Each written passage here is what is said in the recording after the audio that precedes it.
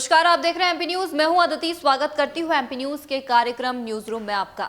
News room की शुरुआत करेंगे खेल जगत के आईपीएल से, जहां आईपीएल मैच लगातार जारी है। लगातार कई टीमों के बीच मुकाबला देखा जा रहा है। इसी कड़ी में कल यानी कि 3 अक्टूबर को अबू धाबी में दोपहर 3:30 बजे राजस्थान रॉयल्स और रॉयल चैलेंजर्स बेंगलुरु के बीच मुकाबला देखा गया, जिसमें रॉयल चैलेंजर्स बेंगलुरु ने 8 विकेट से राजस्थान रॉयल को हरा दिया। मैच की बात करें तो मैच में राजस्थान रॉयल्स ने बैटिंग करते हुए पहले 155 रन का टारगेट रॉयल चैलेंजर्स बेंगलुरु को दिया था। 154 रन राजस्थान रॉयल्स ने बनाए थे। 155 रन का टारगेट रॉयल चैलेंजर्स बेंगलुरु को दिया था। राजस्थान रॉयल्स ने 6 विकेट खोकर इस ये पूरा रन कमाए थे। तो वहीं रॉयल चैलेंजर्स बेंगलुरु ने मात्र 19 ओवर में और केवल 2 विकेट खोकर 158 रन बनाकर 8 विकेट से राजस्थान रॉयल्स को हरा दिया। तो वहीं आईपीएल का अगला मैच कल शाम शारजहां में दिल्ली कैपिटल्स और कोलकाता नाइट राइडर्स के बीच खेला गया, जिसमें दिल्ली कैपिटल्स ने पहले बैटिंग करते हुए 228 रन बनाए और 229 रन का टारगेट कोलकाता नाइट राइडर्स को दिया। लेकिन कोलकाता नाइट राइडर्स 20 ओवरों में केवल 210 रन ही बना पाई और सीधे सीधे दिल्ली कैपिटल्स के खाते में ये जीत चली गई। आज यानी कि 4 अक्टूबर को आईपीएल के 2 और मैच होने जा रहे हैं, जिसमें से एक मैच आज 3:30 बजे से दोपहर से शुरू हो चुका है। शारजहां में ये मैच चल रहा है मुंबई इंडियंस और सनराइजर्स हैदराबाद के बीच। वैसे आपको बता दें कि जो दोनों ही टीमें हैं, मुंबई इंडियंस और सनराइजर्स हैदराबाद, ये दोनों ही अपने पिछले जो दोनों मैच हैं ये जीत कर इस मैच में आगे आई है। अगला मैच आईपीएल का शाम 7:30 बजे दुबई में खेला जाएगा, जो कि चेन्नई सुपर किंग्स और किंग्स 11 पंजाब के बीच होगा। आगे बढ़ेंगे अगली अपडेट की तरफ। अगली अपडेट है राष्ट्रीय राजधानी दिल्ली से। जी हां, राष्ट्रीय राजधानी दिल्ली में अब दिल्ली के उप मुख्यमंत्री और शिक्षा मंत्री का भी पद संभाल रहे मनीष सिसोदिया ने ऐलान कर दिया है कि दिल्ली में अब जो स्कूल्स हैं वो 31 अक्टूबर के बाद ही खोले जाएंगे, यानी कि 31 अक्टूबर तो स्कूल बंद रहेंगे। उसके बाद निर्णय लिया जाएगा कि स्कूलों को 31 अक्टूबर के बाद खोलना है या नहीं। और दिल्ली के उप मुख्यमंत्री का सपोर्ट करते हुए दिल्ली के मुख्यमंत्री अरविंद केजरीवाल ने इस निर्णय को सही बताते हुए कहा कि मैं भी एक अभिभावक हूं और एक अभिभावक होने के नाते मैं परेशानियां समझता हूं और मैं ये नहीं चाहता हूं कि दिल्ली के कोई भी बच्चा किसी भी प्रकार से कोरोना की चपेट में आए।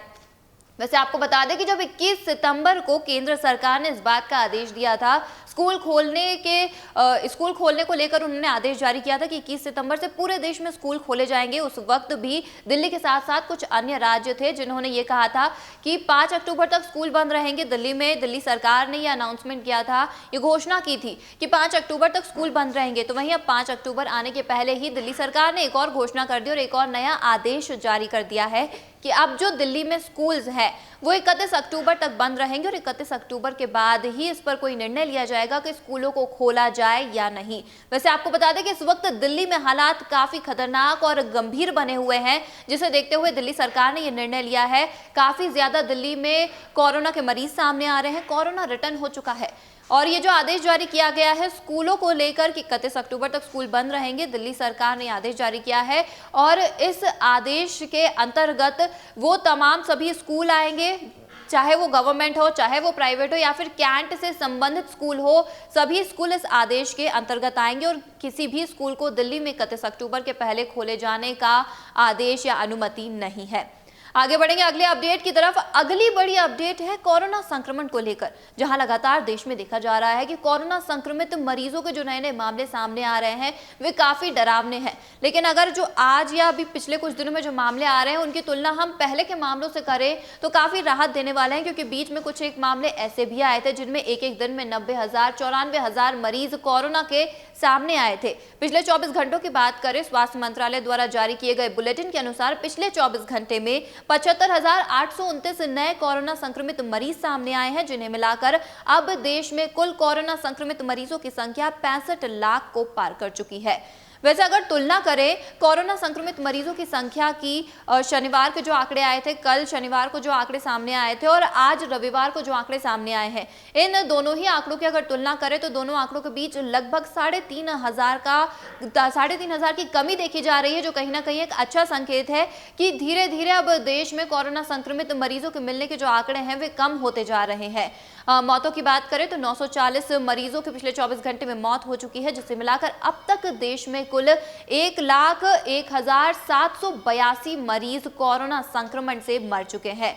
सक्रिय केसों पर नजर डालें तो सक्रिय केस जो है इस वक्त 9,37,665 इस वक्त सक्रिय बने हुए हैं केस देश में। तो वहीं जो कोरोना संक्रमण से ठीक होने वाले मरीजों की दर है, कोरोना से ठीक होने वाले मरीजों का आंकड़ा है, वो 55 लाख के पार हो चुका है।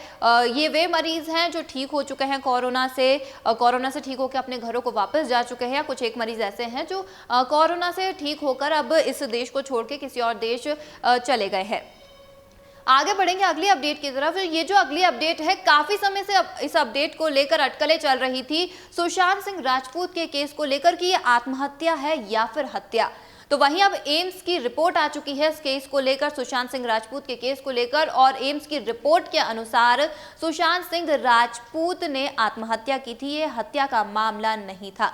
लेकिन एम्स की रिपोर्ट आने के बाद ये क्या, कई सारे लोग एम्स की इस रिपोर्ट से नाखुश नजर आ रहे हैं। कहा जाए तो काफी सारे लोग इस रिपोर्ट को लेकर नाखुश नजर आ रहे हैं। ट्वीट की बिल्कुल बाढ़ सी आ चुकी है ट्विटर पर, जिसमें शेखर सुमन भी शामिल है, और शेखर सुमन ने कई सारे ट्वीट करते हुए एम्स की रिपोर्ट को ही नकार दिया। वैसे आपको बता दें कि शेखर सुमन पहले मुंबई पुलिस की जांच से संतुष्ट नहीं थे, फिर उन्होंने कहा कि सीबीआई जांच सही नहीं है, और अब तो उन्होंने एम्स की रिपोर्ट को ही नकार दिया है। शेखर सुमन ने कई सारे ट्वीट किए जिनमें उन्होंने कहा कि पिछले कुछ महीने से जो हम लड़ाई लड़ रहे थे सुशांत सिंह राजपूत को न्याय दिलाने की, आखिर उसका क्या हुआ, क्योंकि ये केस तो किसी गलत दिशा में ही चला गया।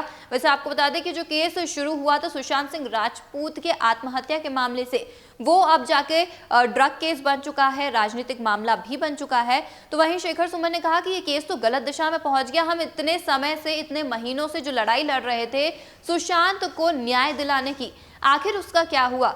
अब ये जो लगातार देखा जा रहा है, क्योंकि जो सुशांत सिंह राजपूत को न्याय दिलाने की लड़ाई थी उसमें कई सारे लोगों ने सपोर्ट भी किया, लेकिन कई सारे लोग ऐसे भी थे, यहाँ तक कि मीडिया के एक तबके ने तो इसे अपने फायदे के लिए ही इसका इस्तेमाल कर लिया। कई सारे एक्टर एक्ट्रेसेस ने भी इसे अपने फायदे के लिए इस्तेमाल कर लिया। तो कहीं ना कहीं ये केस तो गलत दिशा में ही चला गया। शेखर सुमन ने कहा कि एम्स की इस रिपोर्ट से मुझे काफ़ी ज़्यादा दुख हो रहा है कि आखिर ये क्या हुआ कि एम्स की रिपोर्ट इस तरह से आई, और यहाँ तक कि उन्होंने तो ये भी कहा है कि एम्स की रिपोर्ट ही झूठी है, इस केस को हाईजैक कर लिया गया है। शेखर सुमन ने कहा कि लेकिन अभी भी हमारे पास एक अंतिम उम्मीद बाकी है, जो कि है सीबीआई की रिपोर्ट।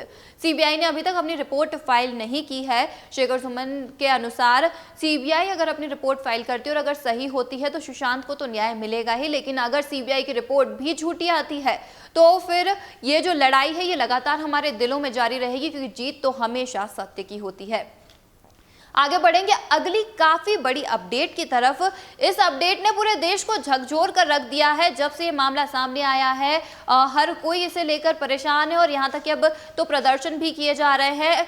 यूपी के हाथरस में यह मामला सामने आया था। देश को झकझोर कर रख देने वाला गैंग रेप और हत्या का मामला है। इसमें अब योगी आदित्यनाथ यूपी के सीएम ने इस बात का आदेश जारी कर दिया है कि अब इस हाथरस मामले को सीबीआई इसकी जांच करेगी। इसे सीबीआई के सुपुर्द कर दिया गया है। सीएम योगी आदित्यनाथ ने इस बात का आदेश जारी किया। कल रात को ही उन्होंने इसकी जानकारी ट्विटर पर साझा की है। वैसे आपको बता दें कि काफी समय से इस मामले में यूपी सरकार और यूपी पुलिस की लापरवाही भी देखी जा रही थी। काफी सारे सूत्रों के अनुसार जो खबरें भी आ रही थी उसमें कहा जाता है कि यूपी सरकार इस मामले को लेकर काफी ढील पोल करके रखा है उन्होंने, इसमें कोई एक एक्शन नहीं ले रही है और इसकी अब सीबीआई जांच होनी चाहिए। तो वहीं सीएम योगी आदित्यनाथ ने इसको मानते हुए अब इस केस को सीबीआई के सुपुर्द करने का निर्णय लिया है। वैसे आपको बता दें कि राहुल गांधी और प्रियंका गांधी जो लगातार कोशिश कर रहे थे पीड़िता के परिवार से मिलने की, वो पहले भी मिलकर आए थे। आज एक बार फिर राहुल गांधी और प्रियंका गांधी वाड्रा हाथरस पहुंचे पीड़िता के परिवार से मिलने।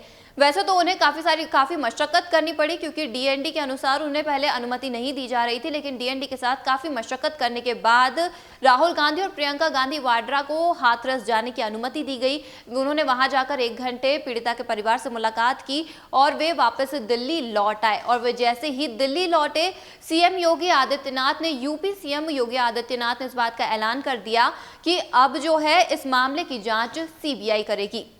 फिलहाल इस न्यूज रूम के अपडेट्स में इतना ही। ताजा अपडेट्स के लिए बने रहिए हमारे साथ, देखते रहिए एमपी न्यूज। नमस्कार। एमपी की नब्ज, एमपी का हाल, मध्य प्रदेश की हर खबर एमपी न्यूज टीवी के साथ। लगातार खबरों के लिए सब्सक्राइब करें हमारा YouTube channel MP news TV. Latest updates के लिए बेल आइकन दबाना जरा भी न भूलें।